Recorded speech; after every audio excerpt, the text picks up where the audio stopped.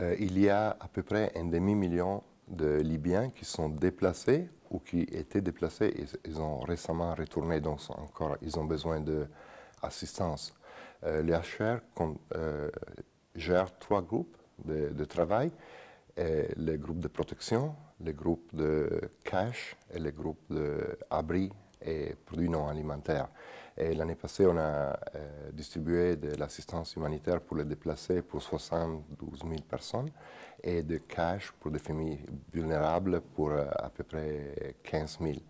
Et il y a encore des déplacés tous les jours. Maintenant, dans le sud, par exemple, il y a des combats, donc de nouveaux déplacés. Et c'est difficile pour les déplacés souvent de retourner à leur maison parce qu'il y a des objets explosifs ou des mines, parce que justement il y a eu des combats dans les zones où ils ont fui. Et c'est aussi important de donner de l'assistance, protection et solutions aux personnes déplacées parce que sinon il y a le risque qu'ils vont joindre le mouvement migratoire mixte. Et donc, par exemple, il y a eu entre 2016 et 2017 une augmentation de 40% entre les Libyens qui venaient vers l'Italie, dans un cadre complexe de réduction de 34%. Donc, ce n'est pas encore un numéro énorme, c'est 1% du flux. Mais quand même, si ça commence, après, ça va être encore plus difficile de gérer. Et aussi, les autorités libyennes ils veulent toujours qu'on parle d'abord de ce qu'on fait pour leurs citoyens avant d'aborder le thème des réfugiés ou migrants.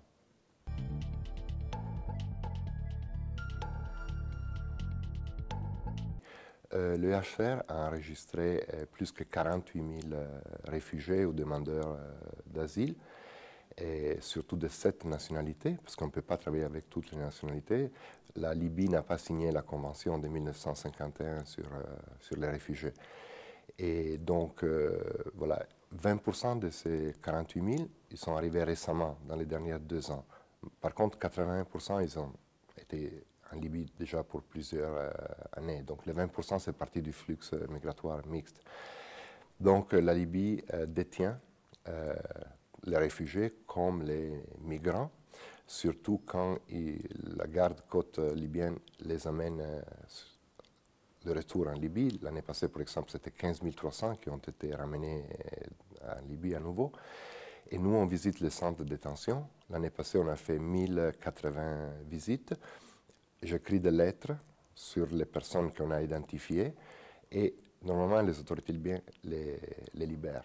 Donc, l'année passée, on a fait libérer 1430 réfugiés, la plupart femmes, enfants, personnes vulnérables qui étaient en détention. À un certain moment, on a quand même changé de stratégie. Maintenant, à la place d'essayer d'intégrer les réfugiés, on voit que la Libye, c'est un pays trop dangereux pour les réfugiés, surtout pour ceux qui viennent de l'Afrique subsaharienne.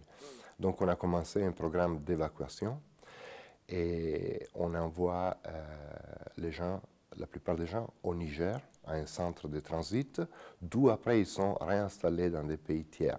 Le problème de faire la réinstallation directement de la Libye, c'est que la plupart des ambassades ne sont pas là-bas, c'est trop dangereux, donc ils peuvent partir au Niger.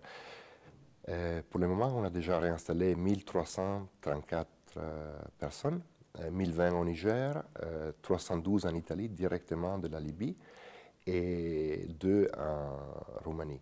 Et notre plan, c'est de réinstaller directement ou évacuer et après réinstaller entre 5 et 10 000 personnes. Cette année, je dirais probablement 8 000.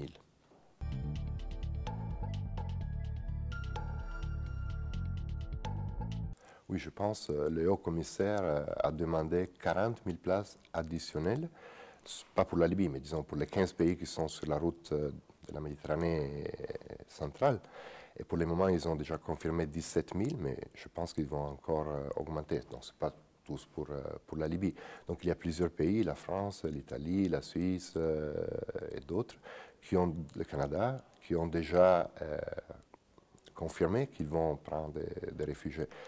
C'est important de les faire sortir vite du Niger parce que sinon le système va se bloquer parce que nous, on est en train d'envoyer presque 1000 par mois et ils doivent sortir avec une vitesse comparable, sinon le système ne marche pas.